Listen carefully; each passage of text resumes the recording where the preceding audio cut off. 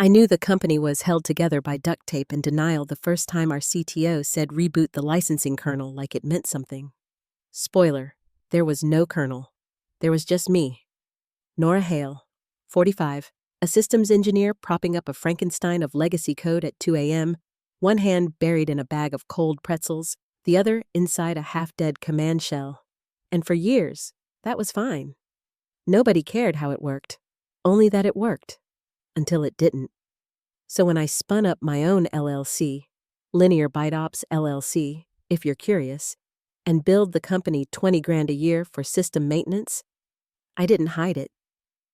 Why would I? It was in the accounting system, in plain sight. No secret slush fund, no double dip. Just a legal vendor agreement doing the same work my W-2 couldn't cover after the last cost realignment initiative. And yeah, I was still answering the same midnight Slack pings, still patching the same spaghetti scripts nobody else dared to touch. They just got to brag about reducing headcount. That $20,000 wasn't even hazard pay. It was hush money for the chaos I kept invisible. License provisioning, token rotation, dependency audits, the unglamorous arteries of the company's tech body. Nobody read the Master Services Agreement, especially not Evan Dorsey, our CFO, who looked like someone squeezed a middle manager into a vape pen. He just saw an expense line he didn't like. Before we get too deep into the wreckage, yeah, you know what's coming. Do me a favor. Hit subscribe, toss a like, keep the caffeine fund alive. Okay, back to the implosion. Over the next 6 months, I worked quietly, shifted all provisioning scripts to route through Linear Byte's cloud endpoint, migrated license keys, mirrored logs into my own redundant storage. None of it in secret. Nobody asked. The only visible change was that the email on the access log said Nora at linearbyteops.com instead of Nora at rathmoretech.com. Everything kept humming. Clients stayed online, revenue ticked up, and the CEO polished his halo on LinkedIn. I stopped showing up in person entirely, told them I was going remote full-time. No one objected, not even when engineers tagged me on Jira like I was still payroll. Nora will fix it, they'd say. And I did, because I wasn't the glue, I was the foundation. It was during one of those cost optimization town halls that I realized how close I was to the trap door. Evan stood there, smug as a Roomba with a god complex, boasting that we'd shaved 18% off staffing costs. My camera was off, but I laughed out loud. That savings was me. They'd laid me off without the courtesy of paperwork, and bragged about it. That's when I reread the MSA, mostly out of spite. Section 14.2, B. Breach of payment terms equals immediate revocation of service. No mediation, no arbitration, just lights out. Who signed that clause? Me, as president of Linear Byte Ops, not Nora the burnout staffer. They wanted to save headcount? Fine. I gave them the clean exit they begged for. Contractor on paper, no severance, no confrontation. Just a polite invoice and a login they assumed was ornamental. So I waited, because someone like Evan always pulls the wrong plug. When he finally did, the dashboards didn't go dark because of a bug. They went dark because I flipped the switch. It happened, predictably, on a Monday, right after my first sip of lukewarm coffee. Weekly sync. A parade of fake optimism, muted mics, and spreadsheet theater. I was half listening, half debugging an ancient logistics client still using APIs from Obama-era docs. Then Evan cleared his throat. That smug little brace yourselves sound he made before detonating someone's week. Quick update on vendor realignment, he said, tugging his ironic budget enforcer t-shirt like it was Armani. As of this morning, we've terminated Linear Byte Ops LLC's access credentials. It is handling the rest. He didn't look at me. He looked through me, like I was a calendar invite being deleted. Someone asked, "Wait, Nora's team?" Evan raised a hand. "No disruption expected. All systems remain operational. Just a cleanup." He smiled, wide and empty. I unmuted just long enough to say, "Noted." then clicked Leave Meeting. No dramatics, no speech, just a quiet log off. Because Evan thought access was control. But access is just the key. Ownership is the deed, and I owned the foundation. I sat back in my chair, pulse steady. Sure, there was the faint jolt of insult, that silk glove slap that always comes when someone mistakes you for disposable. But underneath, I felt something sharper, clarity. Evan had just tripped Section 14.2b. Breach of payment terms equals immediate revocation of service. The Q3 invoice hadn't even cleared. And that clause wasn't decoration, it was a trigger. I opened my private terminal. One quick command in Linear Bytes admin console confirmed it. Over 85% of the company's active licensing flow still routed through my infrastructure. For years they'd laughed when I joked, "I'm not DevOps, I'm DevOps." I meant it, because if I vanished, oops, there goes production. They thought they'd revoked access. What they'd done was detonate their own lifeline. I wasn't angry. Not yet. This wasn't revenge. This was contract enforcement. Asset protection, pure and simple. They wanted to cancel a vendor? Fine. But vendor ownership cuts both ways. When they revoked my credentials, they didn't just fire a contractor. They breached a binding agreement. That meant I was free. By the time Slack started buzzing with unexpected dashboard errors, I already had the email drafted. No threats, no drama, just one sentence. Subject: Service revocation. Body: Breach of payment terms per Section 14.2b. Immediate enforcement. Signature: N. Hale, President, Linear Byte Ops LLC. I didn't send it yet. I watched instead. Because Evan's brand of arrogance always needs a few minutes to panic. My home office wasn't glamorous. 2 monitors, an old keyboard missing its left shift key, and a coffee mug that said, "This is fine." But it was a command center, and right then, it felt like a cockpit. I logged into my management dashboard. The map lit up in green pulses, dozens of client nodes alive and active, analytics platforms, billing modules, data visualizers. 70+ enterprise clients still linked through my API endpoints, all unaware their heartbeats were about to stop. Evan assumed cutting me off was like unplugging a router. He didn't realize their company's license verification, the system that decided whether client dashboards loaded or looped into oblivion, still passed through my provisioning API. Not middleware, not an internal service. My LLC's domain. I wasn't a node. I was the system. I pinged my contact at the hosting provider. Max Rudd, OPEP's engineer, brilliant, allergic to corporate nonsense. We'd built Linear Bytes cloud stack together when I first incorporated. I sent a single line, trigger 14.2b, breach confirmed, immediate disable protocol, keychain alpha prod. 10 seconds later, his reply came. Copy that? Executing. Log packets for 30 days? Yes. Full trail. Then I hit send. 5 minutes later, somewhere in Indiana, a mid-sized logistics firm refreshed their dashboard and saw nothing. Not an error, not a crash, just white silence, a clean null, surgical, quiet. The thing about living in the background for years is you learn how to make things disappear without leaving a sound. Within minutes, more reports trickled in. 403 errors, token invalids, admin retries failing.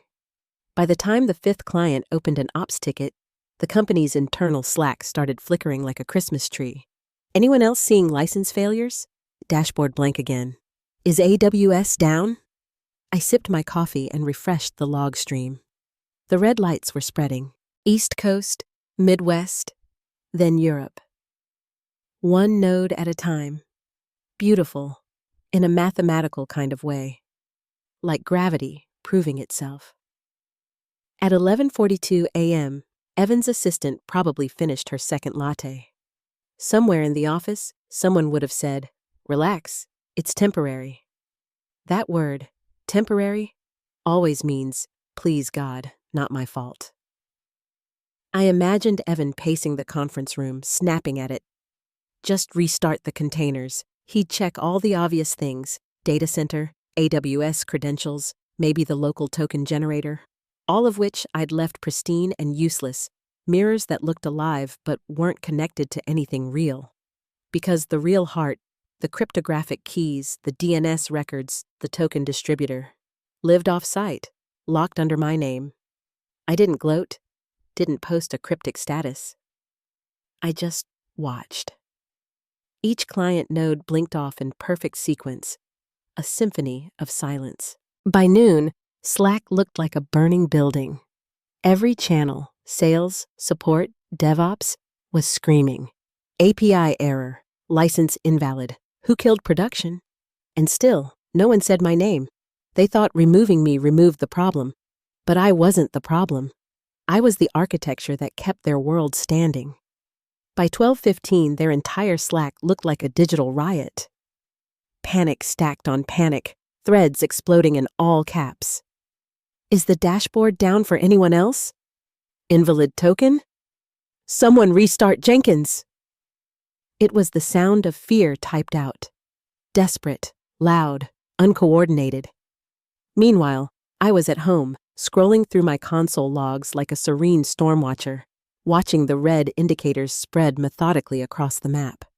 The CRM module blinked out first, then billing, then analytics, all collapsing like dominoes. At 12:37 p.m., one of my old developers, Marco Denton, messaged me from his personal number.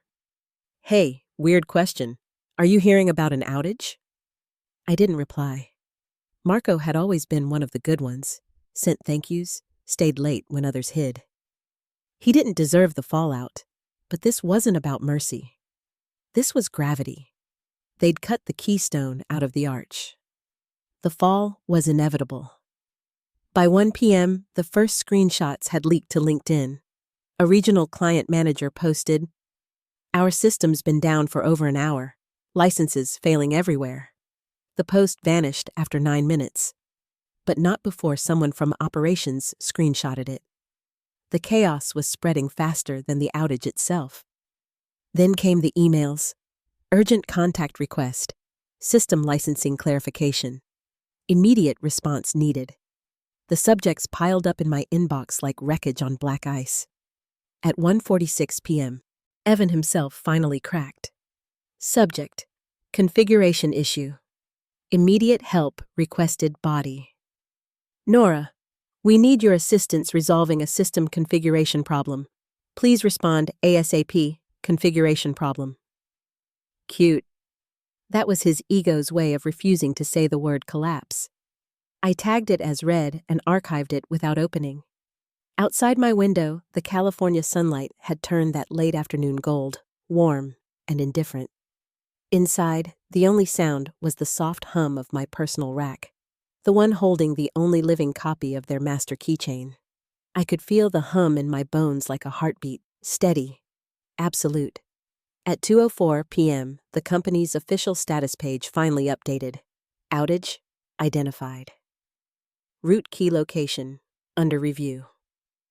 I laughed so hard I had to set my mug down. Under review, as if the keys were hiding under a couch cushion. No one at Rathmore Tech had the faintest idea where the licensing infrastructure truly lived, because it wasn't theirs, it was mine. Inside their glass-walled war room, I imagined the scene. Overpaid executives in ergonomic chairs, laptop screens blank, faces gray. The CIO frantically refreshing her browser, hoping data would magically reappear. Evan pacing in his designer socks, barking orders that solved nothing. And then the door bursts open. Jenna Lowell, junior counsel, fresh out of law school, clutching a manila folder like a bomb. "I found the vendor MSA," she says, breathless. "For license management." Evan barely glances up. "Procurement signed it, right?" Jenna shakes her head. "No, sir, it's not procurement." He waves her off, still fiddling with his phone. Then who? She hesitates, then slides the folder across the table, finger tapping the signature line. Nora Hale, President, Linear Byte Ops LLC. The silence is electric. Someone from sales whispers, "Wait, Nora who?" "Linear Byte Ops," Jenna repeats quietly. "That's her company." Evan scoffs. "That's ridiculous. She was a contractor." Jenna doesn't argue. She just flips to the highlighted clause and reads, steady but shaking. Section 14.2 B. Revocation rights retained by vendor upon breach of payment terms. Enforcement at vendor's sole discretion. The room freezes. You could almost hear the heartbeat stop in their overpriced air conditioning. The general counsel leans forward, reading slower this time, like scripture. Records custodian designation. Vendor entity. Enforcement authority retained exclusively by vendor. It lands like a guillotine. Records custodian doesn't mean caretaker. It means owner. Legal owner. Someone finally whispers, "So she didn't just manage the license system. She owns it?" Jenna nods once. "Yes, and we breached payment." Evan's jaw locks, color draining from his face. No one reads those clauses. "Well," the CIO mutters under her breath, "she did." In that instant, the last illusion evaporates. They hadn't just fired an engineer. They'd cut off the one person who legally owned their production heartbeat, and there was no rollback command for that. Evan sinks into his chair, voice barely audible. "Okay, how do we get her back?" The general counsel doesn't look up. "You don't," he says flatly. "She's within her rights." Outside the war room, another client ticket comes in. System down. Usage graphs missing. Inside, the only thing left standing is the clause. The silence stretches until someone whispers the question that breaks it completely. "What else does that contract cover?" Jenna flips another page, her face going pale. Token issuance, access logs, audit trails, all operational backends. She swallows. She wasn't a contractor. She was the control system. No one breathes, and somewhere miles away, I take another slow sip of coffee, watching their lights go out one by one. The first message from them hit my inbox at exactly 3:12 p.m., a calendar invite titled Licensing Issue Resolution. Urgent. No description, no agenda, just a 30-minute block marked high priority from Evan's executive assistant. The sender? No reply at rathmoretech.com. Cute. I declined it without comment. Let them sit there with their iced coffees and panicked dashboards, wondering if I'd appear like a ghost through a firewall. 10 minutes later, another email arrived, this time from legal. Subject, board escalation request. Attendance required. That one had the smell of desperation. The message was polite, almost pleading. "Nora, the board has requested your presence on the 3:45 call to clarify contractual terms and licensing compliance. We appreciate your timely response." Attached was a PDF of the MSA with Section 14.2b, highlighted in neon yellow. I recognized the annotation style. Jenna again, smart girl, fast learner. I waited until 3:44 to join. The Zoom loaded like a corporate funeral slideshow. Muted faces, rigid posture. 5 board members, the GC, the CTO, Jenna looking like she was halfway through her second ulcer, and Evan dead center, arms folded, jaw tight, the picture of failed confidence. "Nora," the board chair began, voice trembling somewhere between calm and panic, "thank you for joining us." I nodded once. Of course. Evan jumped in before anyone else could speak. "There's been some confusion," he said, forcing a laugh that landed like a crash report. "This whole thing's been blown way out of proportion. We just need to clarify a few details, get everyone back on track." I smiled. Small, flat. "There's no confusion, Evan. You breached. I enforced. You could hear the air thin. One of the board members, an older man in tortoiseshell glasses who probably hadn't written a line of code in his life, leaned forward. Could you elaborate on that? I already had the contract pulled up. I shared my screen. This, I said, scrolling to the highlighted text, is Clause 14.2b. It states, breach of payment terms or termination of access without contractual release triggers immediate revocation of service. You triggered both. I clicked to the next page. And here, records custodian designation, vendor entity. That's me. Not technical access. Legal authority. The general counsel exhaled sharply, as if realizing too late that the trap wasn't hidden. It had always been there, signed and indexed. Evan muttered, "We didn't mean to terminate the contract, just your access." I let that hang. You can't revoke access to a system, I said quietly, that you don't own. The silence that followed was pure vacuum. You could almost hear the weight of careers collapsing under compliance. Jenna cleared her throat carefully. Nora, just to confirm, is the revocation reversible? It could have been, I said, before the enforcement triggers cascaded. Now the only way to reinstate access is through a new agreement, clean terms, clean signatures, and full written acknowledgement of breach. Another board member, a woman with sharp eyes and a finance background, jumped in. And if we don't? I looked directly into the camera. Then your clients stay dark. Your dashboards stay offline. And every day that passes adds damages under the failure to remedy clause in section 9.3. Evan's skin had gone pale, sweat blooming at his temples. You really think you can hold an entire company hostage over a technicality? I didn't blink. It's not a technicality, Evan. It's your signature. That was the moment it broke, the invisible shift where every person on that call realized it. I wasn't the problem. I was the consequence. The board chair finally raised a hand. That's enough, he said, voice brittle. Let's adjourn and reconvene in an hour. I ended the call myself. No goodbyes.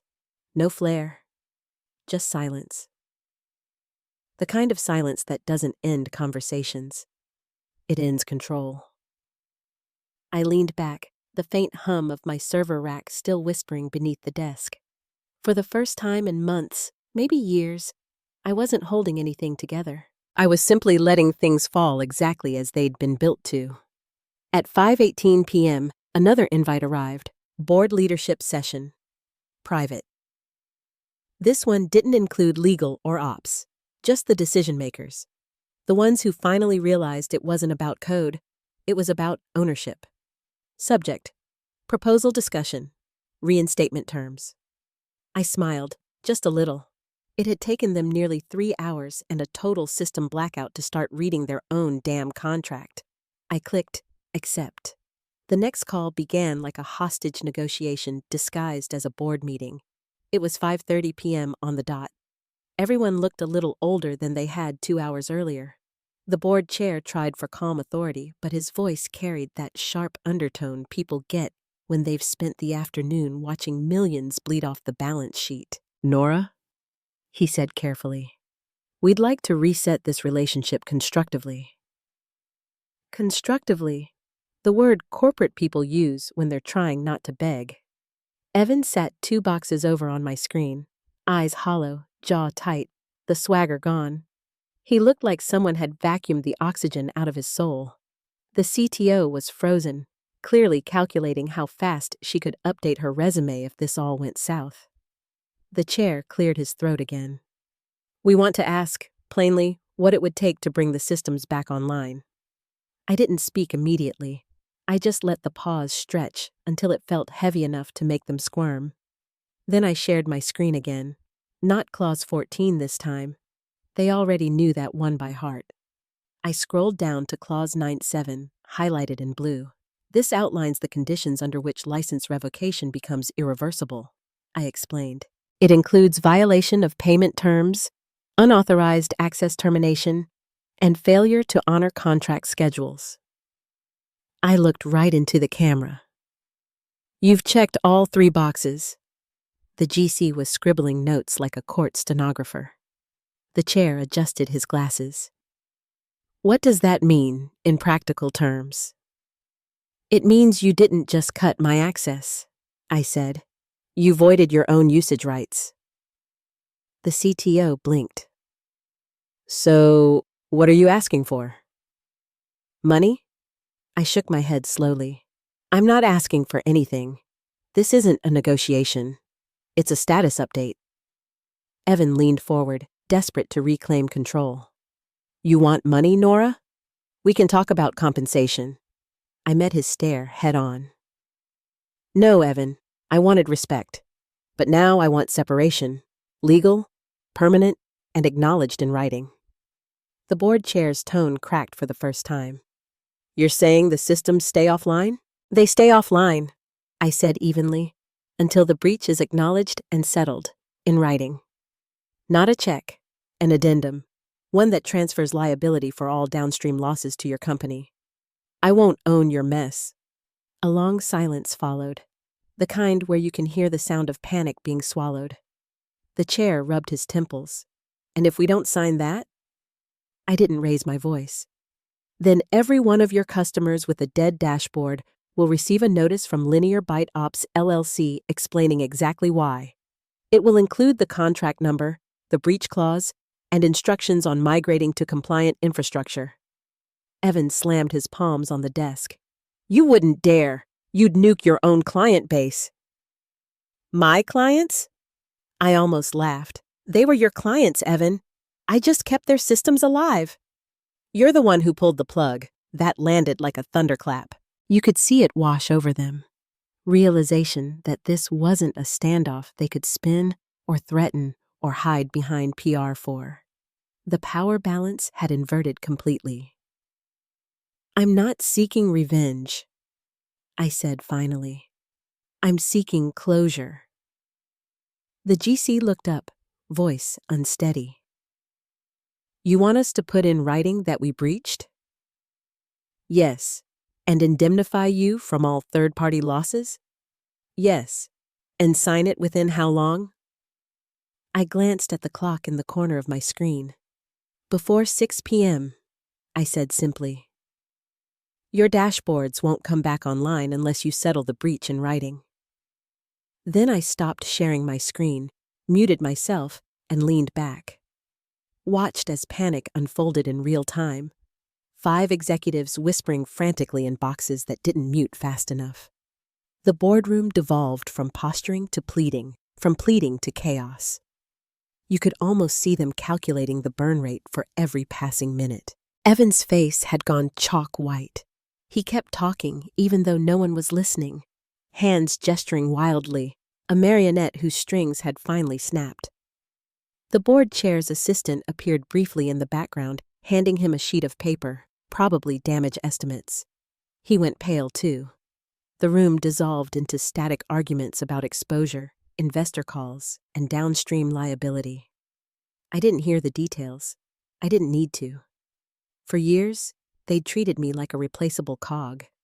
But right then, every executive in that meeting was realizing the same truth. There's no spreadsheet formula for ownership once you've given it away. At 5:55 p.m., my clock ticked over to the last minute of my deadline, and that was when the next email hit my inbox. Subject, amended agreement. Urgent. Sender, board chair's assistant.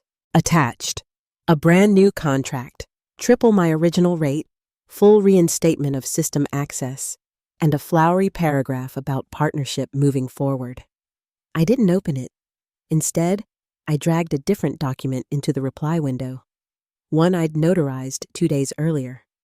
File name, Linear Byte Ops Termination Addendum, PDF. Body, contract concluded, rights retained, all usage now considered unauthorized. Then I hit send, and somewhere, in a glass room full of executives. I imagined the exact moment that email landed, like the click of a detonator that had been waiting all year. Back in that boardroom, I could practically picture it all unfolding.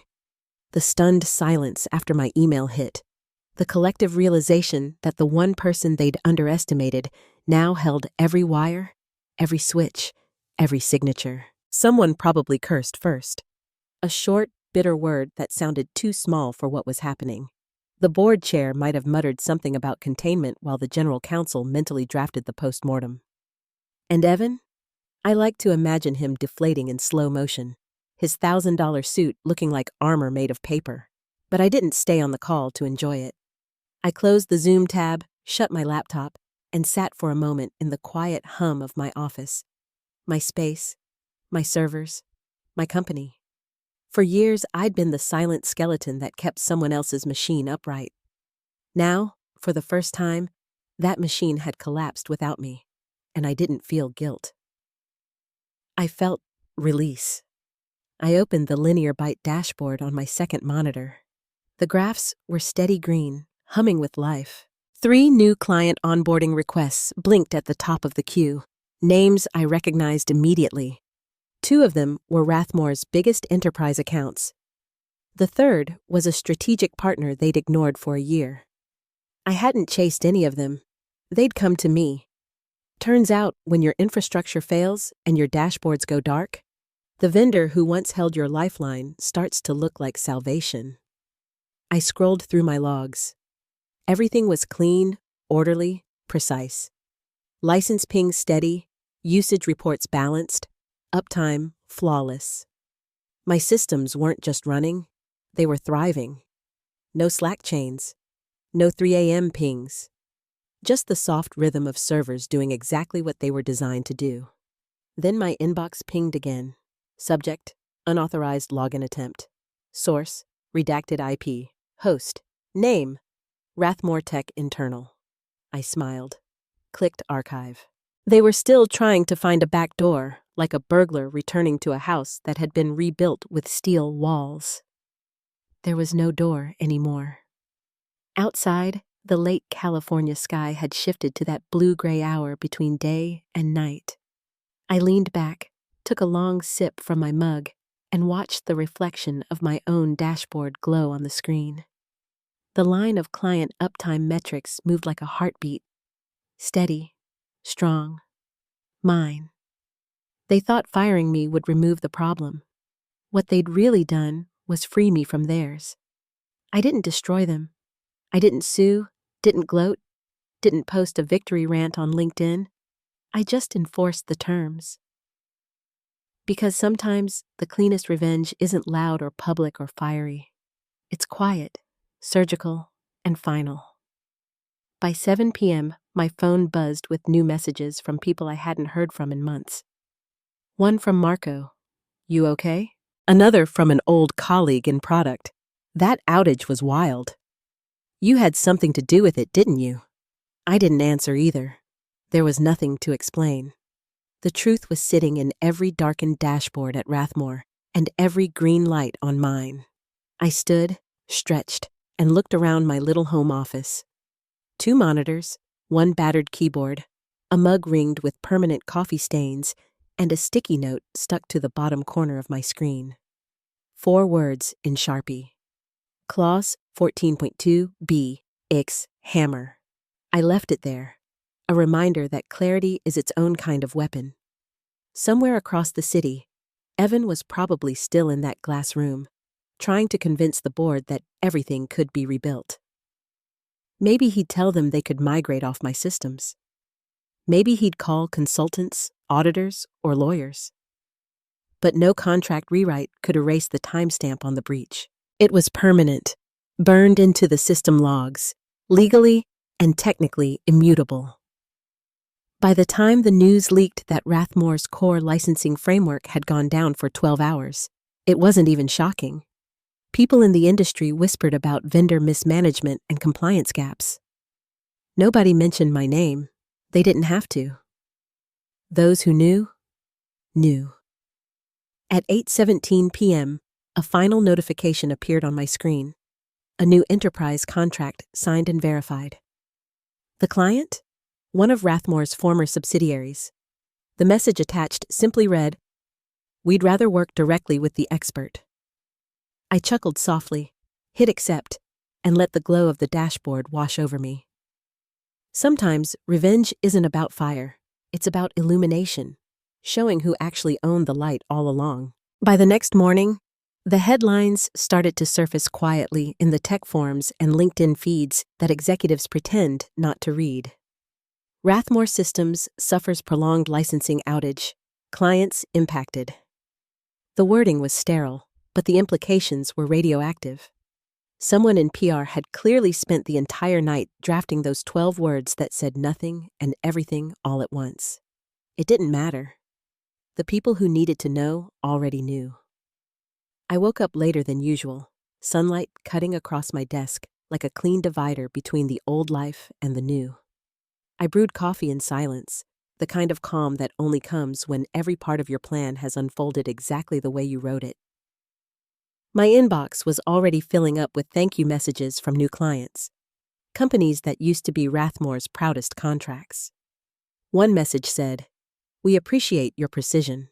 We'd like to move our full stack under your management." Another simply read, "We'd rather trust the architect." I took a sip, smiled, and whispered, "Architect." That was all I'd ever been. The one who built the foundation while other people decorated the lobby and took credit for the building. My servers hummed quietly under the desk. Steady, loyal.